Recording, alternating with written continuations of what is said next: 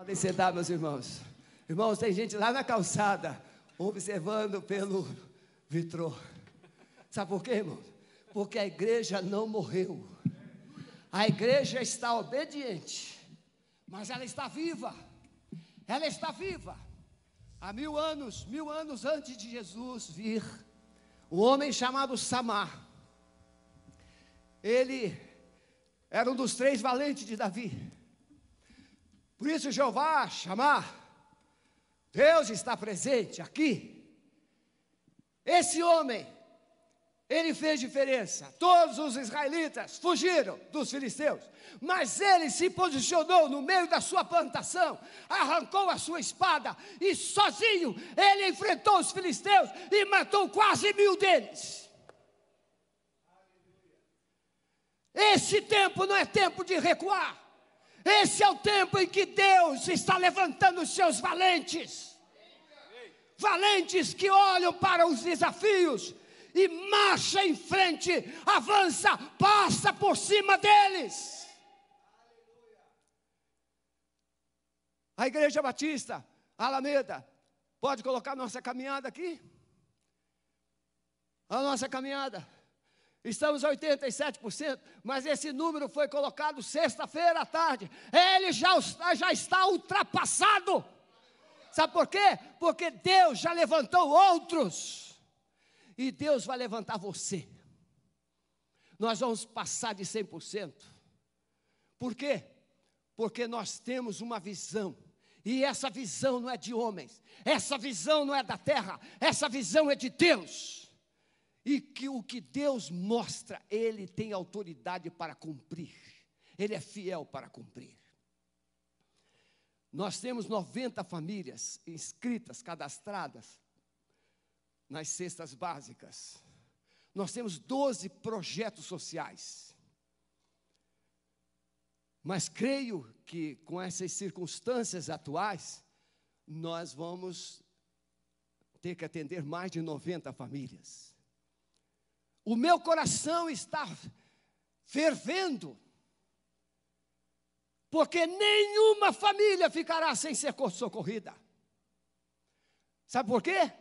Porque Deus é poderoso para fazer tudo muito mais abundante, além daquilo que pedimos ou pensamos, segundo o poder que é em nós. Veja, aonde o poder de Deus opera? Em nós. E esse poder, então, vamos pensar aqui, que o Renatinho, que o Averson, o pastor Maurício, o Jefferson, e cada um que está aqui colaborando nessa gravação, fosse empregado de uma empresa. A minha empresa vai falir, a minha empresa está fechando, a minha empresa não pode fabricar, não pode produzir. Pare de falar que a sua empresa vai falir e comece a dizer que a sua empresa vai surpreender quando ela abrir as portas. As suas palavras são sementes. Pare de dizer que a igreja vai fechar, pare de dizer que a sua empresa vai falir, pare de dizer que o Brasil vai falir. Não, o Brasil será um dos países mais poderosos do mundo. É aqui o celeiro do mundo, celeiro missionário, celeiro do trigo, celeiro da soja, celeiro do petróleo, celeiro da fé. Então precisamos mudar o nosso discurso. Nós não nascemos ou fomos criados para comer, nós comemos para viver. Nós estamos aqui para uma missão.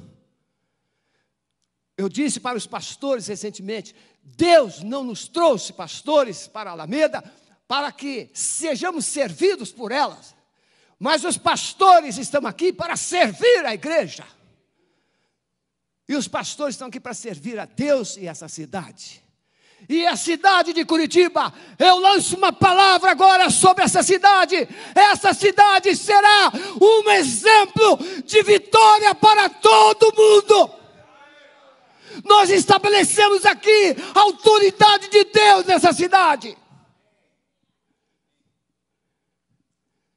Deus tem um povo E esse povo não vai arredar o pé como Samar.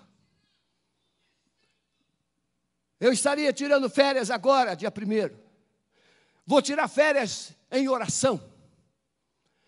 Ah, pastor, o senhor não pode nem ir lá no parque correr. Eu não preciso do parque para correr. Teve um homem que correu 42 quilômetros dentro de casa. Indo no corredor da casa dele. 42, está lá na internet. Eu corro 5 quilômetros lá no meu condomínio. Vocês não precisam ser tatus. Vocês não são tatus. Saia da toca. Chegue na janela dos apartamentos. Chegue na janela das casas. Levante as mãos para a comunidade. Comece a profetizar. Comece a abençoar. Comece a mandar mensagem de vida. Pare de mandar mensagens que só é caos. Comece a mandar mensagem de vida. Pastor, o senhor está meio brabo hoje? Não, eu estou empolgado. Você viu? Estou suando aqui. Sabe por quê que nós cantamos essa música, Deus não está morto? Sabe por quê? Porque um dos testes para dizer que o coronavírus não vai sobreviver na sua vida é o seu pulmão. E o pulmão faz você ser forte para correr. O pulmão faz você ter ar para respirar. Então, se a igreja pula, se a igreja se alegra, é porque ela matou o coronavírus, ela venceu o coronavírus. Ah, mas você aí fica todo encolhidinho. Eu não sei, eu estou com medo, estou com medo. O medo é uma desgraça que o diabo colocou na mente humana. Mas a fé é a palavra de Deus viva na sua vida. Toma posse. Joga o medo no inferno, que lá é o lugar dele, e traga a esperança que é do céu. Amém? Eu nem sei se preciso pregar depois disso. Não é? Nossa caminhada de oração, 6 da manhã, 12 horas e às 18 horas. A Igreja Alameda, juntamente com todo o povo do Senhor no mundo, ela se prostra, clama pela igreja, clama pela nação e clama pelos perdidos. São 3 áreas distintas. Clama pela igreja, porque precisamos de uma igreja viva e forte. Clama pela nação, porque essa nação precisa ser liberta e restaurada. Mas clama pelos perdidos, porque a salvação precisa chegar até os confins da terra. Eu quero dar uma palavra especial para o Otávio, doutor Otávio. Doutor Otávio já foi membro dessa igreja. Deus o curou de câncer. E agora ele está com coronavírus, Covid-19, lá em São Paulo. Ele foi aprovado em primeiro lugar num concurso em São Paulo. Filho do querido Paulo Moreira, neto da nossa querida Belô. Otávio, possivelmente você pode estar nos assistindo. Deus não está te livrando do câncer. Deus não está te livrando do coronavírus, por acaso. Deus tem um propósito na sua vida, Otávio. Ele quer que você seja um valente dele no meio desses médicos que lutam em favor da saúde brasileira. Seja uma voz. Eu te abençoo em nome de Jesus. Recebe a cura, a restauração e seja um valente de Deus. Seja um Samar. Irmãos, eu me empolgo com o Samar. Eu faço uma ideia assim. O Samar pegou a espada, arqueou os... Pode vir, pode vir, pode vir. Matou 800. Pastor, mas o senhor acredita nisso? A Bíblia diz. E se a Bíblia tivesse dito que ele matou 2.000, é 2.000. 10.000 é 10.000. Você acredita no que o cinema Hollywood diz, aquele lutador de karatê que luta com 800 sozinho? Por que você não pode acreditar na Bíblia que diz que um homem matou? Davi matou quantos com a queixada? 600, 800, 1.000? Sansão, né? Sansão. E por que? Podemos sim. Então preste atenção. A diretoria da igreja, o Banco do Brasil, nós entramos em contato, então quero informar a igreja que o Banco do Brasil mandou um formulário, nós assinamos a prorrogação da validade da diretoria atual até 30 de julho, devido à impossibilidade da igreja se reunir para realizar a sua assembleia. A campanha Compaixão e Graça, cestas básicas. Você está economizando porque você está pensando que vai ficar em casa muito tempo. Não, não, não, não. Pode começar a passar as roupas porque você vai sair rapidinho de casa. Nós profetizamos que esse tempo vai ser curto. Deus tem um propósito. Então, oferte, contribua para a campanha Compaixão e Graça, cestas básicas. Nossa liderança não faz campanha. As entradas de dízimos e ofertas cobrem tudo isso. Nós compramos as cestas básicas, nós atendemos as famílias desprotegidas nessa caminhada do mesmo jeito. Ninguém que fica aqui fazendo campanha dominical. Eu estou lembrando você, porque na segunda semana de abril, essas cestas estarão aqui e nós precisamos estar correspondendo à necessidade do povo. Por último, pastor, a pergunta é essa: pastor, quando é que a gente vai voltar para os cultos presenciais? Não sabemos. Mas eu estou gostando desse tempo. Um pouquinho. Não estou gostando muito, não. Eu gosto de sair, eu gosto de correr, eu gosto de agito, e eu gosto de ver o povo aqui, não, eu gosto de ver o povo aqui, mas Deus tem um propósito. Quando é? Não sabemos, mas fique ligado, acompanhe as nossas redes, você será o primeiro a ser informado, e você vai poder. Eu fico pensando, irmãos, quando o primeiro culto da volta, vai ficar gente na fila lá fora, o povo virá com uma sede, é isso que Deus está fazendo, o povo virá com uma sede, olha, vai ser um culto só de louvor, olha aí, só louvor, e vamos adorar. Esse cântico aqui vai ter que ser cantado 20 minutos,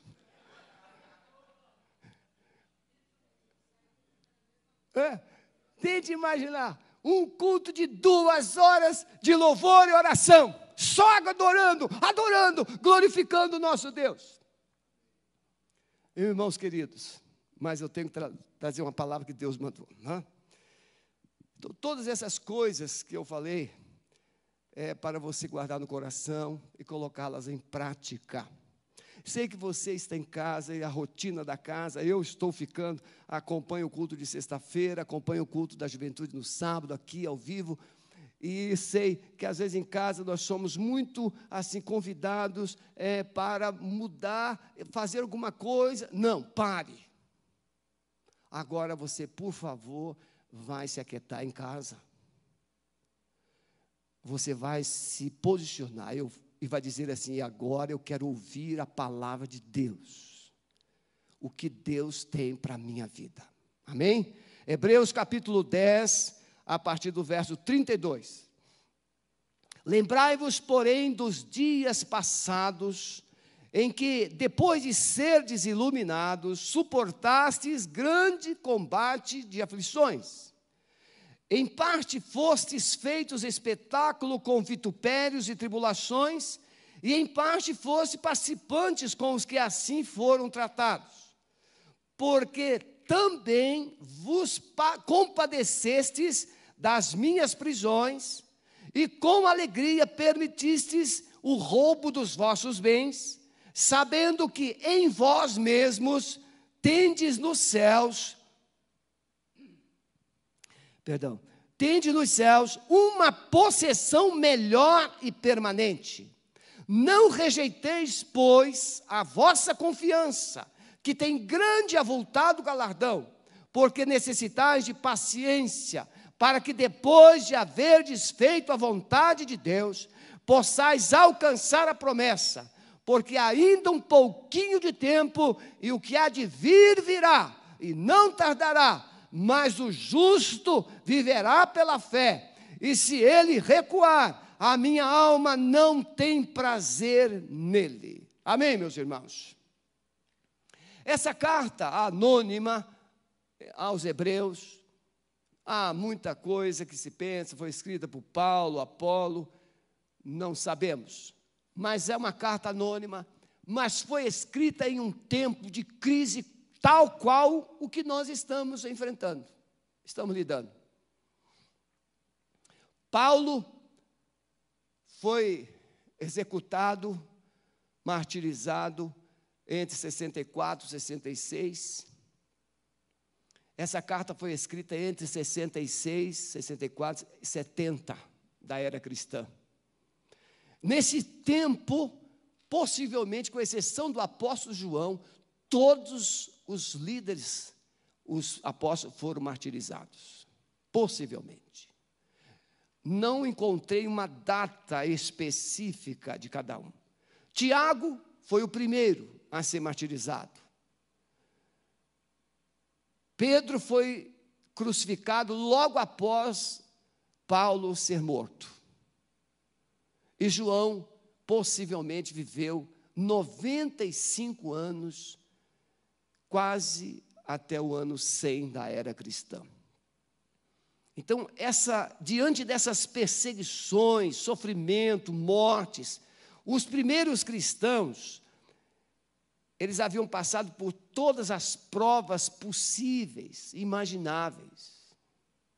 Meus irmãos, nós não temos noção que os nossos primeiros irmãos passaram. Enquanto eu estava aqui adorando, a minha mente, ela vislumbrava, ela imaginava as casas dos primeiros cristãos, com raríssimas exceções. Casas rústicas, chão de terra. Num período de contaminação, era um prato cheio. Mas não era só isso. É que os primeiros cristãos eram um alvo fácil das autoridades religiosas e políticas e do Império Romano. Eles tinham seus bens confiscados, espoliados. Por isso Paulo, o escritor aos Hebreus, diz, roubados, bens roubados. Eles não tinham direito nem de trabalhar. Você hoje pode ter uma poupança que você vai administrando, eles não tinham. Hoje tem o Bolsa Família, eles não tinham. E muitos familiares eram inimigos porque eles eram cristãos. E os outros familiares eram judaizantes. Então era um ambiente de muita oposição, de muita dor. Mas eles não negaram a fé. Por isso a nossa palavra, nesta manhã, ela vem trabalhar com a visão de uma igreja que tem fé e coragem para se posicionar em um tempo de crise. Uma igreja que tem fé e coragem para olhar para as circunstâncias do seu bairro, da sua casa, da sua família, do Brasil, e dizer assim, vai se resolver, vamos vencer, vamos superar. Não é uma igreja que olha para o seu próprio umbigo e fica se lamentando, choramingando, não. É uma igreja que aprendeu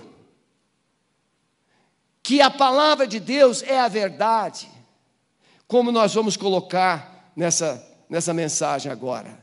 Então, a primeira coisa que eu quero dizer para você, para a igreja Alameda e para todos que nos acompanham, para todo o povo de Deus, onde essa palavra estiver chegando, entender que diante das crises e pressões, podemos olhar para trás, para a nossa história, e encontrar o Evangelho de Jesus, e o preço pago pelos nossos antepassados, para que esse Evangelho chegasse até aqui. O Evangelho não chegou até nós, porque nós somos bonzinhos. O Evangelho chegou até nós, porque Jesus e os seus discípulos pagaram um altíssimo preço para que esse Evangelho chegasse. Por isso o apóstolo Paulo, escrevendo aos Romanos, ele diz, eu não me envergonho do Evangelho de Cristo, porque ele é o poder de Deus. O Evangelho de Cristo nos dá uma autoridade, uma ousadia. Ele nos inspira. Tal qual Jerusalém, no tempo de Jeremias em Lamentações, ele vai dizer o quê? Decido trazer à memória aquilo que me traz a esperança. Da mesma forma, a igreja hoje precisa trazer à memória que os primeiros cristãos morreram, mas eles morreram crendo numa vida muito melhor. Às vezes, irmãos, a gente fica mentindo para nós mesmos. Ah, Jesus, eu vou para o céu. Irmãos, ninguém quer morrer, não é verdade? Ninguém quer morrer. Ah, eu vou pegar o coronavírus, não tenho medo de morrer. Ninguém quer morrer. Não precisamos ter medo da morte. Precisamos apenas lidar com o propósito de Deus. Se Deus tiver que ceifar alguns nesse tempo, é porque Ele tem um propósito muito maior. Ah, cada um de nós é uma semente. É uma semente. O que não cabe na igreja hoje é o medo, é a fuga, é a indiferença. Como se a nossa vida se resumisse aqui, nesses miseráveis 104 anos que eu vou viver.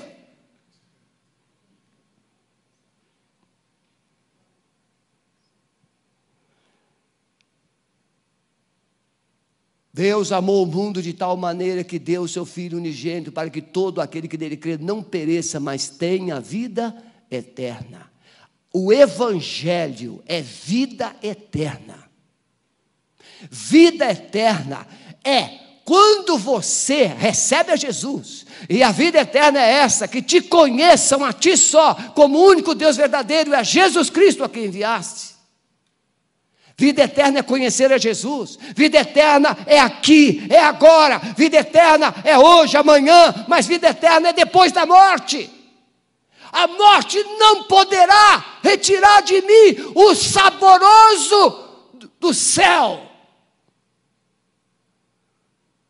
Por isso o apóstolo Paulo diz: ó morte, onde está a tua vitória? Sim, os números, as estatísticas têm apavorado muita gente. A Itália já passou de 10 mil. Na Espanha, em um dia, quase 800 pessoas foram ceifadas. Mas na Espanha, Deus está levantando um jovem brasileiro, cujos pais são membros da nossa igreja. Esse jovem está liderando uma campanha de oração em toda a Europa. Um jovem valoroso.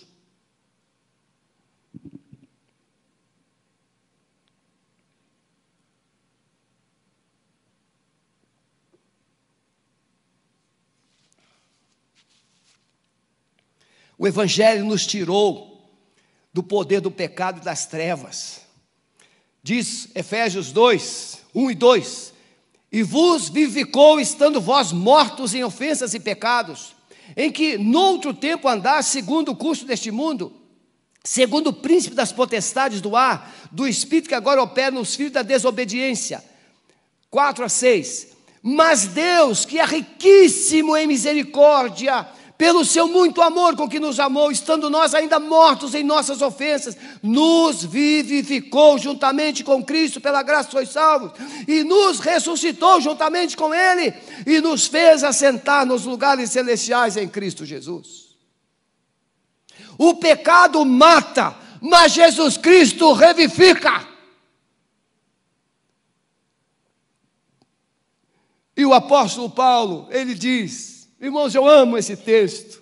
Ele diz em Colossenses 1, 13 e 14: o qual nos tirou das potestades das trevas e nos transportou para o reino do Filho amado de Deus. Você estava perdido, foi achado. Você estava morto, reviveu. Você estava sem esperança, agora você vive com os olhos na esperança. O nosso reino não é esse aí. O nosso reino é o reino de Deus. Princípios e valores do reino. Nós somos tirados de um reino de trevas, fomos colocados no reino de luz, fomos tirados no reino de ódio, fomos colocados no reino do amor. Por isso precisamos entender o poder de Jesus quando enxergamos o lugar, a situação de onde Ele nos tirou e nos salvou. Ah, meus irmãos, cada um aqui tinha que fazer esse dever de casa todo dia, todo dia, todo dia. De onde Jesus tirou você. O processo que Ele desenvolveu para te salvar. Jesus não veio do céu num dia e salvou no outro dia. Não, Ele viveu 33 anos aqui. Humilhado, rejeitado, injustiçado. Ele pagou um alto preço. E aí, quando Ele me tirou, você sabe a sua história. Cada um sabe a sua história. Eu sei a minha. Então eu olho para a minha história e eu fico pensando o que teria sido de mim se Jesus não tivesse me encontrado. Então essa fé, essa coragem, ela vem quando eu olho para trás e vejo de onde este Deus poderoso me tirou, mudando a minha história. Podemos não entender a coragem dos primeiros cristãos que foram crucificados, lançados às feras nas arenas de Roma, queimados vivos, mas não recuaram. Policarpo, irmãos, Policarpo foi amarrado num poste em praça pública. Ele é pastor de Esmirna, ele é considerado o último mártir do cristianismo. E disseram: Policarpo, se você não negar a Jesus, nós vamos te queimar, mas se você negar Jesus, a gente solta você. Policarpo olhou para aquele povo e disse: com fogo que vós me queimais, ele vai se apagar, mas com o fogo que vocês serão queimados, nunca se apagará. Olha, seria a fogueira. Morreu de cabeça erguida. Essa fé, meus irmãos, essa coragem de alguém que sabe que vai morrer, mas está com os olhos na vida. Deus tenha misericórdia da sua igreja, para libertá-la do medo do cotidiano. Medo disso, medo daquilo, medo da inflação, medo da política, medo das crises econômicas, agora medo porque as empresas vão acontecer. Não! Nós não vivemos pelo medo, nós vivemos pela fé, vivemos na esperança de que o Senhor é Ele que está governando, não é o corona, não é a China, não é os Estados Unidos, é o Senhor Jesus que está governando. Quando Ele bem entender, Ele diz: basta, até aqui virás, e não mais adiante. É Ele que governa, Ele é o Senhor. Em segundo lugar, precisamos entender que as promessas de Jesus são maiores do que nossas perdas. A gente fica olhando assim: eu perdi. Claro, eu não vou citar nome, irmãos, mas há uma empresa nesse país que tinha muito, muito dinheiro aplicado, quando a inflação era alta. O faturamento dessa empresa era consolidado por causa dos juros. A taxa Selic chegou a 14,5. Quanto está a Selic hoje? 3,5. Significa que essa gente que vivia da gordura,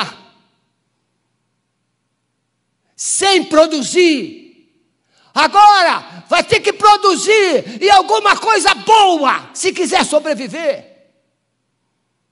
Porque quem paga essa gordura dos juros altos são os pequeninos. São os pequeninos. Por isso que essa empresa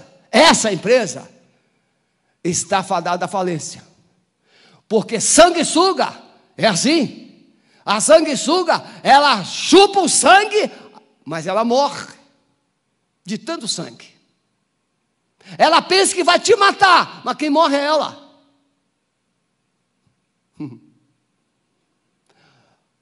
O vírus vai morrer, a igreja vai viver. As promessas de Jesus são maiores do que as nossas perdas. Eu quero ler para você Mateus 10, a partir do verso 28. Ele diz assim: não temais os que matam o corpo. Isso aqui me deu uma paz na alma, meus amados. Isso aqui me deu uma paz, uma esperança. Quando o Espírito Santo já tinha terminado o sermão, o Espírito Santo me trouxe esse texto e mandou inserir no sermão. E não temais os que matam o corpo e não podem matar a alma, ou o espírito. Mata o corpo, mas você continua vivo. Mata o corpo, mas você tem esperança. Temei antes aquele que pode fazer perecer no inferno a alma e o corpo. Não se vendem 2 passarinhos por um ceitil, e nenhum deles cairá em terra sem ir à vontade do Pai. E até mesmo os cabelos da vossa cabeça são todos contados.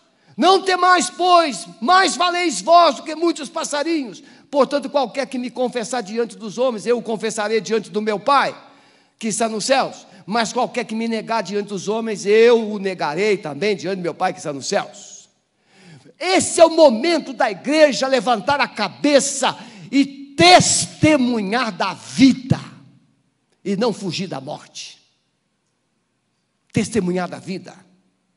Jesus está dizendo que aquele que o confessar diante dos homens, ele vai dizer: Sebastião, eu ouvi você falando, eu ouvi você indo lá pregando. Ele vai dizer para cada um de vocês, ele vai dizer: eu te vi.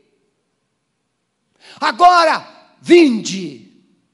Quem me confessou diante dos homens, agora meu Pai querido, esse aqui é o meu Filho amado, que falou de nós lá na terra, testemunhou, enfrentou, foi perseguido, foi cuspido, mas não recuou. Meus irmãos, chega na janela e comece a levantar as mãos para aquelas famílias que estão indo para o inferno.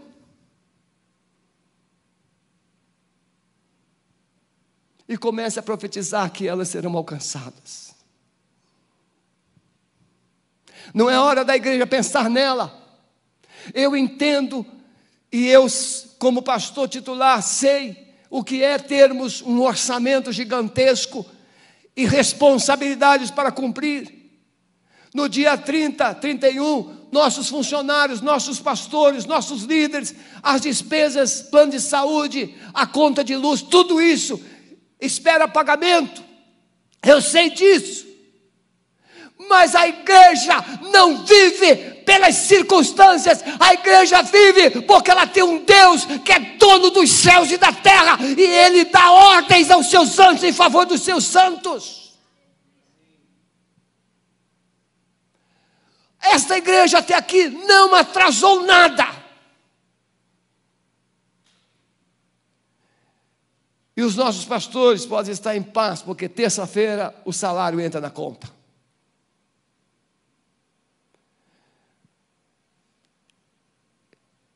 Jesus fez um discipulado completo.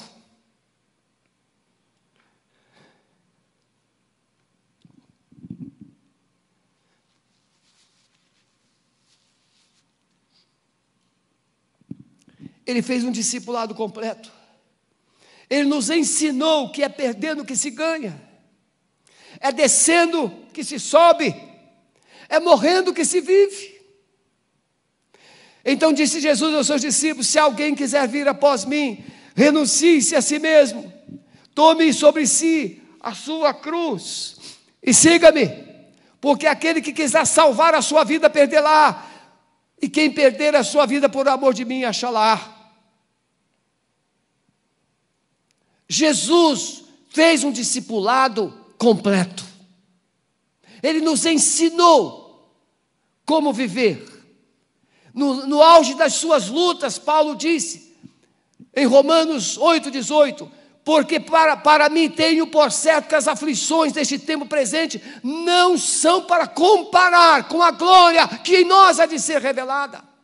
Tem aflições, tem lutas, tem dificuldades, mas há uma glória. Esse é o grande desafio da igreja atual. Perdeu a visão da glória. Só consegue enxergar o dia a dia. Perdeu a visão da glória. Policarpo, como eu disse, ele não perdeu a visão da glória. Ele entendeu. Irmãos, é muito fácil a gente ler. Policarpo morreu queimado, mas morrer queimado dói. Dói. É sofrimento. E os familiares deles, os filhos dele, os netos dele, que ele tinha uns 100 anos quando ele morreu. Dói. Dói para quem morre e dói para quem fica. Mas eles não perderam a visão da glória. Viver em paz diante da perseguição não é passividade, é paz. Não é indiferença, é paz. Porque necessitais de paciência, para que depois de haver desfeito a vontade de Deus, possais alcançar a promessa.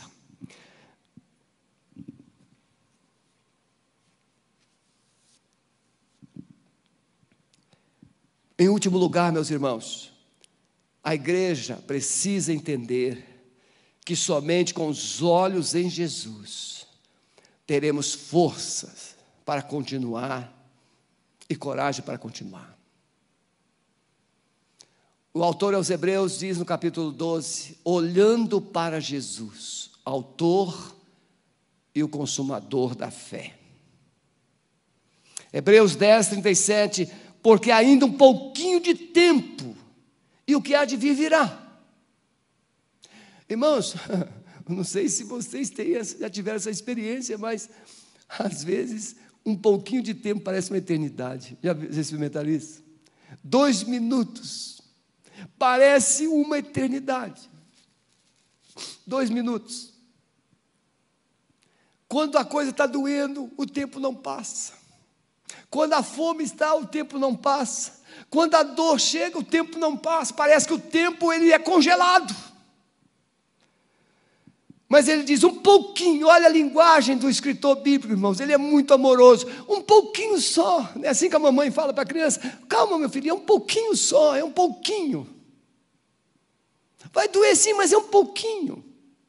O escritor bíblico usa essa linguagem amorosa, porque ainda um pouquinho de tempo, e o que há de vir virá, não tardará, mas o justo viverá da fé. Ah, meus irmãos, o desafio é saber o que é viver por fé. O justo viverá da fé. E se ele recuar, a minha alma não tem prazer nele. Nessa hora, Deus quer ver uma igreja que olhe para o mundo, para os problemas e diga, não vou recuar, você vai abrir caminho, eu vou passar. Eu vou passar. Quem aqui no tempo de criança, aqueles coleguinhas metidos que pensavam que eram mais fortes, juntava aquela patotinha, o garotinho corajoso, assim, sai da frente que eu quero passar. Não se intimida. Fomos salvos pelo fato de Jesus ter ido até o fim. Isso aqui, irmãos, quando eu estava estudando essa palavra, moveu meu coração. Jesus foi até o fim, porque Ele tinha um propósito. E esse propósito era me salvar. Era te salvar. ora antes da festa da Páscoa, sabendo Jesus que já era chegada a sua hora de passar deste mundo para o Pai, como havia amado os seus que estavam no mundo, os amou até o fim. Ele não amou quando nasceu, ele não amou quando celebrou a ceia, não, ele amou até o fim. Irmãos, amar até o fim não é coisa fácil. Amar uma pessoa ingrata, amar um desleal, amar uma pessoa indiferente com você, não é fácil, mas Jesus nos amou até o fim. Amar algumas pessoas só através de Jesus. Tenho-vos dito estas coisas para que não vos escandalizeis. Expulsar-vos-ão da sinagoga. Preste atenção nisso. E vem mesmo a hora em que qualquer que vos matar, vão pensar, vão cuidar de que estarão fazendo um serviço para Deus. Vou fazer um serviço para Deus, matar essas pragas de crente. Nós já vivemos esse tempo? Já. Matar crente era visto como um serviço a Deus. Olha as cruzadas.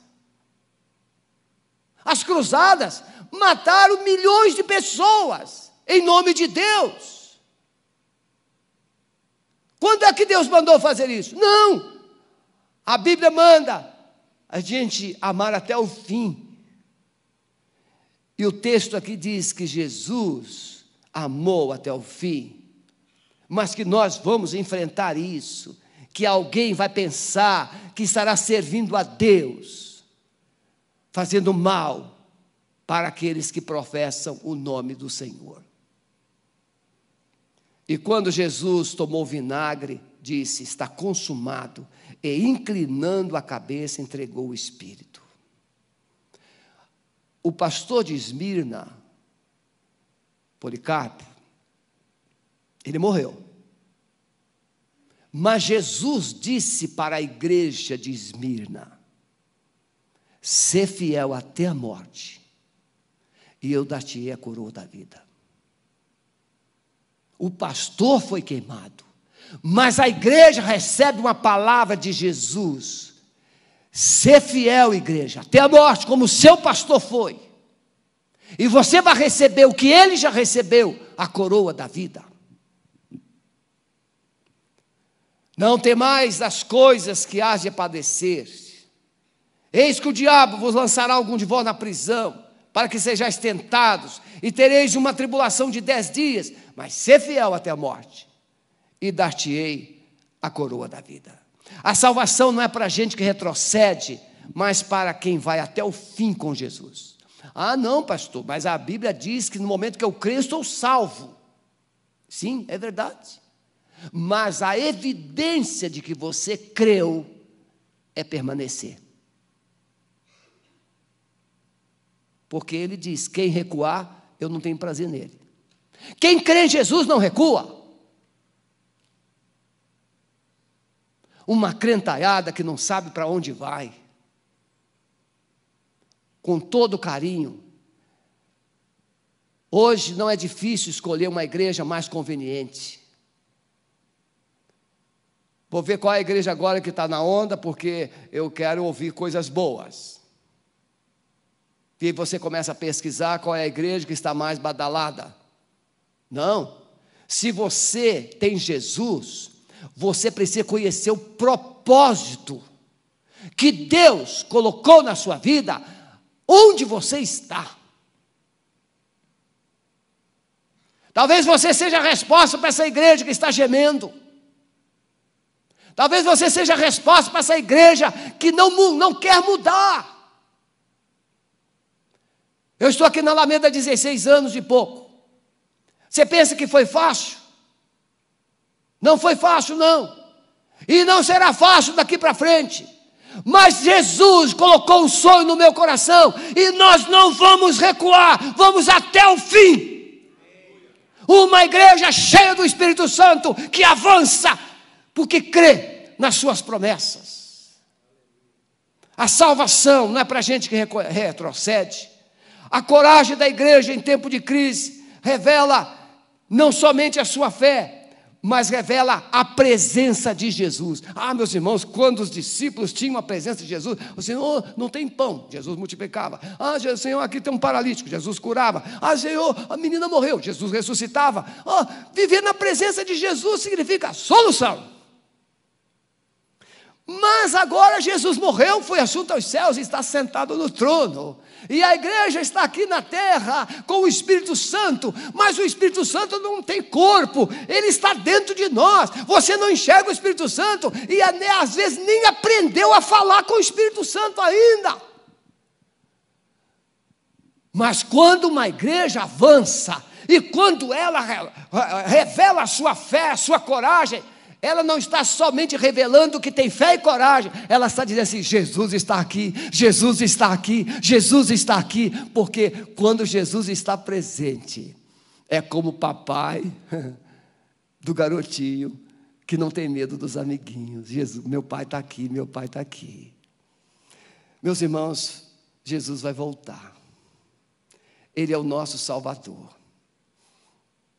Quero concluir essa palavra a você que está nos ouvindo, nos acompanhando, a toda a querida Alameda.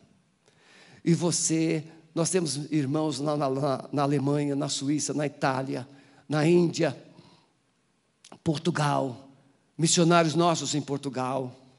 Nós não estamos esquecendo de vocês.